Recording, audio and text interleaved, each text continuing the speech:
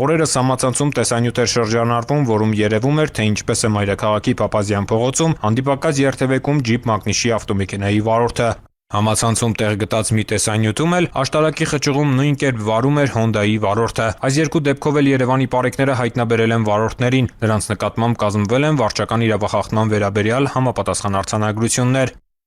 Վարչական իրավախախտումների վերաբերյալ օրենսգրքի 124-րդ հոդվածի 18-րդ մասը հստակ սահմանում է տրանսպորտային միջոցների վարորդների կողմից հանդիպակաց երթևեկության գոտի դուրս գալը, եթե դա կապված չէ վազանցը թույլատրված տեղերում վազանց կատարելու կամ կանգնած տրանսպորտային միջոցը կամ խոչընդոտը շրջանցելու հետ, եւ եթե առանց հանդիպակաց երթևեկության գոտի դուրս գալու անհնար է շրջանցել կանգնած տրանսպորտային միջոցը կամ խոչընդոտը, առաջացնում է տուգանքի նշանակում սահմանված նվազագույն աշխատավարձի 25 պատիկի չափով տուգանային միավորի կիրառում 4 միավոր։